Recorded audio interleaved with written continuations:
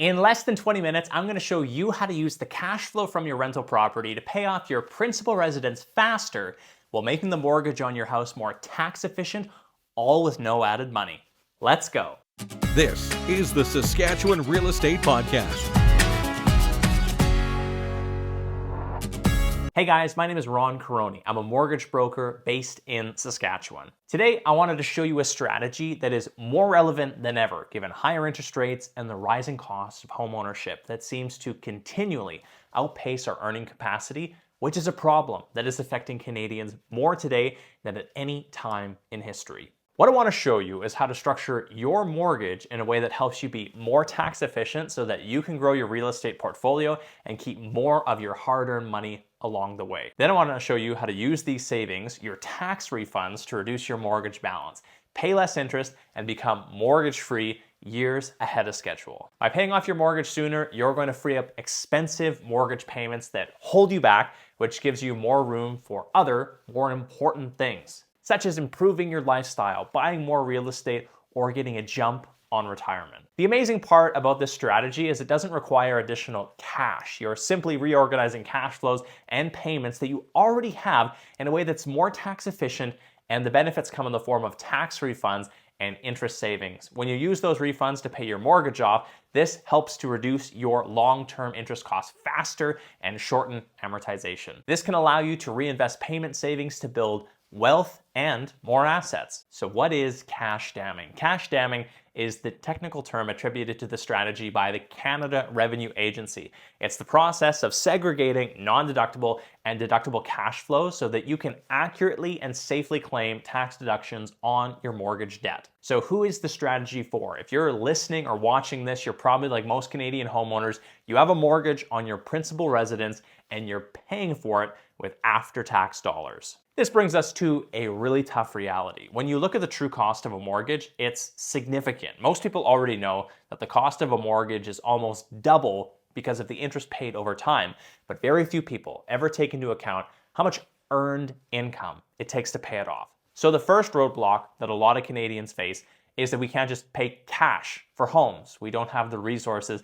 We need to borrow the funds from the lender just to buy the home in the first place. And because the government doesn't view our principal residence as an investment, we can't write the interest off. We're stuck using debt to finance our personal lives, and we're servicing the interest with after-tax dollars. Basically, the complete opposite of how wealthy Canadians manage their finances.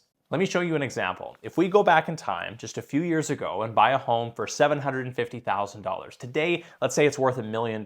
Let's say we put 20% down or $150,000 and borrowed the rest, the 600 grand. The payments on the mortgage we make are with after-tax dollars, where we need to earn an additional 30 to 40% of income in order to pay the government first. Although we are eating up a major chunk of our disposable cash, we have made our payments on time, and we've even made some progress paying down our mortgage. Today, we owe $500,000 and the home is worth $1 million. So we have a net equity of $500,000. Unfortunately, along the way, interest rates moved up on us, our payments increased, life in general just got a little bit more expensive, to the point where we had to make some concessions in order to maintain our lifestyle and stay in the home. So we sacrificed the small amount that we were putting aside for investments, saying to ourselves, once we get things under control, we'll get those investments going again. Now, let's look at the wealthy person who could afford to pay cash for the house. They put $750,000 down. They just bought it outright. But instead of leaving the funds in the property as debt equity, they borrowed back $600,000 and used the funds to purchase 3 more properties in the same price range. $600,000 is enough to cover 3 $150,000 down payments and closing costs. Initially, the rentals just barely cash flowed. The rent essentially covered the operating costs at the property, which meant they weren't making a ton of money, but they weren't out of pocket either.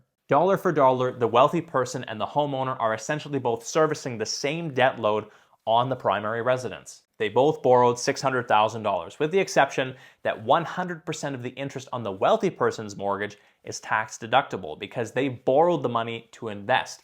Here's where it gets interesting. For the entire life of that mortgage, the wealthy person will pay 40% less interest. That's over $244,000 in interest savings over 30 years at 5.45%, which gives them options to buffer the impact of rising rates, double down on their investments, buy additional assets, and get even further ahead or just improve their lifestyle. And because they use their equity to build wealth rather than just leaving it sit there, they now have 4 properties worth $1 million and $500,000 of equity in each. They have $2 million in total equity, and we only have $500,000, plus each of the rentals generates income, which may have barely cash flowed at first, but the value of these rents appreciated over time, and the wealthy person is pocketing all that extra cash flow. The most painful part of this entire exercise is the wealthy person is not only further ahead, but they actually paid $244,000 less interest than we did on our home because they got all that money back in the form of tax refunds over the life of their mortgage. Now, I know exactly what you're saying. They started with more. It's not fair. They had enough money to buy the home outright. The average Canadian doesn't have the luxury of paying cash for their home. This argument is completely valid, and it's not a fair comparison. The point is simply to illustrate that there's a different way of approaching debt, and that most of us are leaving money on the table because we haven't structured our finances correctly. And that's not our fault. We're not starting from the same place of understanding. You can't do anything about your start point, but you can course correct and change where you're heading. Just because we don't have the same financial advantages as the wealthy doesn't mean these tools and levers aren't available to us. We simply must be more creative and manage our finances at a different scale. That's where rental cash damming strategy comes into play, because it allows us to structure our finances to take advantage of these benefits gradually over time with the right mortgage structure. We can incrementally access your equity to build wealth, buy more real estate, reduce the taxes you pay, and improve your cash flow so that you can get more of your hard-earned tax dollars back, reinvest the savings, and take a run at inflation. And the beauty of it is you can accomplish all of this simply by making your regular mortgage payment. The ultimate goal here is converting your non-deductible debt as fast as you can and convert it into a tax-deductible investment loan so that you can claim your maximum eligible tax refunds against the debt. The reason this works is because the federal government has a rule that states if you borrow money to invest, the interest on the borrowed funds are tax deductible. Because you borrowed with the intent of generating an income, you can deduct the carrying costs of the loan. Keep in mind when buying real estate that it must be a rental. It can't be for personal use. This doesn't work for second homes or vacation properties that you don't rent out. But it definitely works when you generate income from the property. Now that we have an understanding of how the strategy works, let's dive in further and look at some numbers to give you a sense of how powerful this can be and the kind of financial benefits a typical homeowner might expect over the life of their mortgage. Let's consider a typical scenario for a homeowner with a $500,000 mortgage and primary residence valued at $800,000. The first point to note is this only works when you have at least 20% equity in your home. The reason for this is the multi-component structures we need to run the strategy are only available to 80% of the value of the home. You do need to have a bit of equity to get started, and if you're not there yet, don't worry, we've got other strategies we can work on together in the meantime to get you to a point where you can start implementing more advanced financial techniques like this. Since the home is worth $800,000, the homeowner is technically able to set up a structure with a credit limit of $640,000. That's 80% of $800,000. They owe $500,000 on their mortgage, which leaves another $140,000 that can be accessed and used as a down payment to purchase a rental property. This gives them the ability to purchase a rental property worth approximately $500,000. They use $125,000 at the down payment, plus they have a small buffer left around $15,000 for closing costs. Keep in mind, you don't need to purchase a rental property if you already own one. You can reorganize the cash flows from your existing portfolio and put the strategy to work right away without buying additional properties. So just to recap for you, we're acquiring an income-generating asset that will help us build additional wealth for the future. We are going to structure our principal residence so that we can use the cash flows from the rental to convert our home mortgage into a tax-deductible investment loan. This is going to allow us to reduce our taxes and keep more of our hard-earned money in our hands, and not the government's, which helps beat inflation and improve our lifestyle over time And we're going to accomplish all of this without any additional cash inputs beyond our regular mortgage payment. Let's now go over how to structure our mortgage, and then we'll dive into some numbers for you. For this strategy to work, we need to set up a new multi-component mortgage on the principal residence with an investment line of credit attached to it. There are lots of mortgage products out there that might look like they work for the strategy. However, in reality, many of the products lack some of the features required to run the monthly cash flow cycle properly. It's vitally important that the investment line of credit is set up for auto readvance, which means that the principal that gets paid down on the non-deductible mortgage automatically becomes available to draw from the investment line of credit so that funds are available to be drawn out in a timely manner. If the structure doesn't have that readvanceable feature, it's going to cause friction and there will be implementation issues. This may sound complicated, but that's where I come in. I work closely with you to make sure we have the right structure in place, and I hold your hand, help you get your cash flows going while you learn to implement the strategy.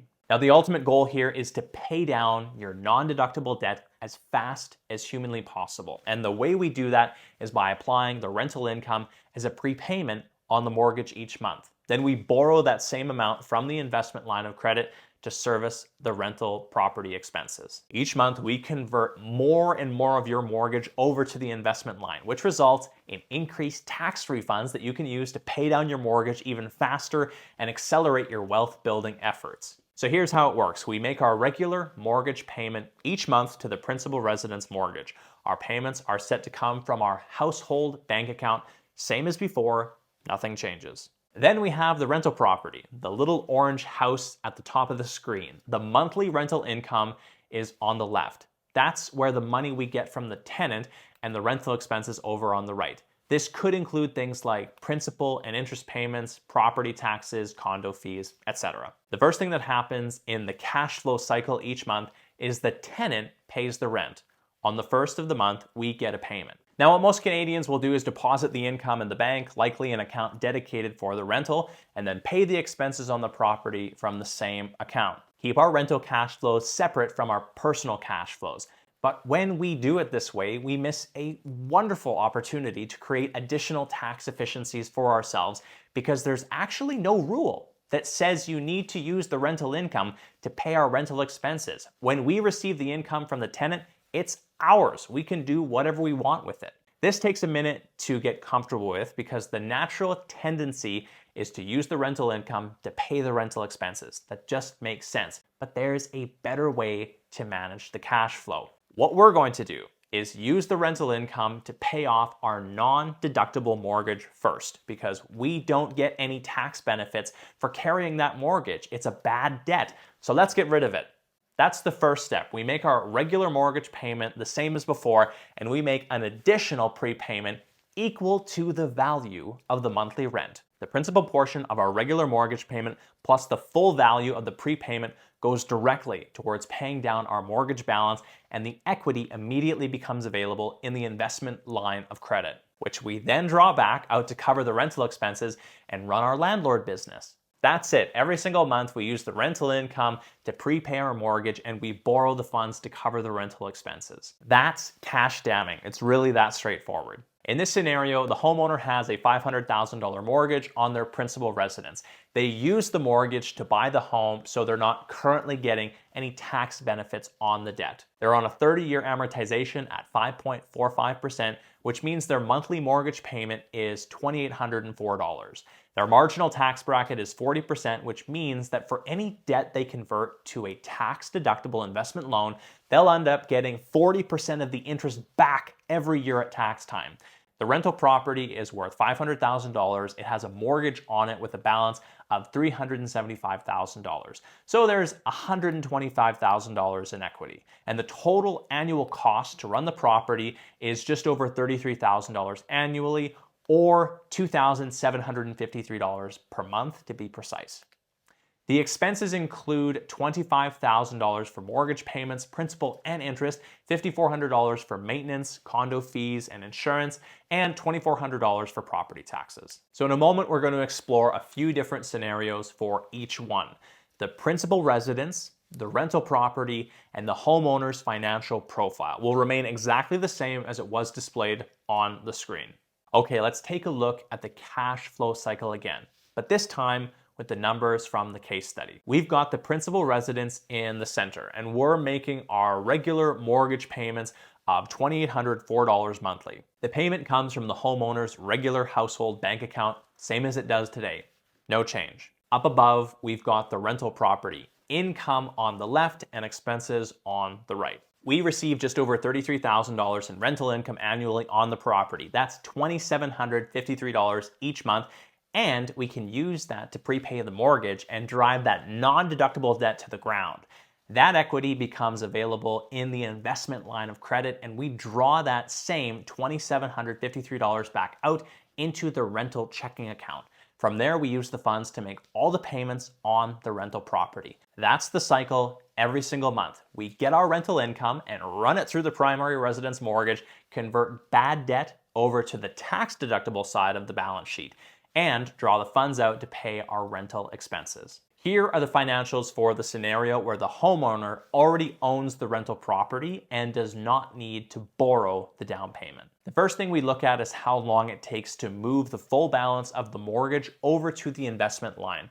We call this debt conversion, and depending on how many properties there are, it can typically take anywhere from 6 to 12 years to complete this first phase. In this case, debt conversion is achieved in year 9. This doesn't mean that the mortgage is paid off. It just means that we've reached the point where the debt is completely tax deductible and we're receiving our max annual tax refunds. The next thing we look at is the total value of the refunds earned in the plan. This assumes the rate of interest is constant and the marginal tax rate doesn't change either. In reality, these things can fluctuate, but this gives us a sense of the total amount of tax refunds we can expect to achieve using this strategy. In this case, the homeowner receives $117,000 in refunds over the life of the mortgage. Technically, the homeowner can do whatever they want with the refunds. They can save the money or spend it, but when we do projections like this, we assume the homeowner will use the refunds to pay the mortgage down faster. In this example, the net effect of using tax refunds to accelerate the plan is they're able to pay off their mortgage 97 months ahead of schedule, which saves them $272,000 in future mortgage payments. Taking into account that we make our mortgage payments with after-tax earnings, we can calculate the level of income required to make those payments at a 40% marginal tax rate. We would need to earn $453,000 to make 97 payments. That's close to $500,000 of income savings that can go towards more important things and possibly help the homeowner retire many years ahead of schedule. Technically, the homeowner is mortgage-free 97 payments sooner than they otherwise would be. And in order to provide an apples-to-apples comparison, we assume they continue making payments and reinvest those 97 payments to the end of their original amortization, so they can earn a rate of return on their future savings. The calculator also allows us to play with different growth rate assumptions, and for this scenario, we're using 6%, which results in a future value of the invested payment savings of $348,969.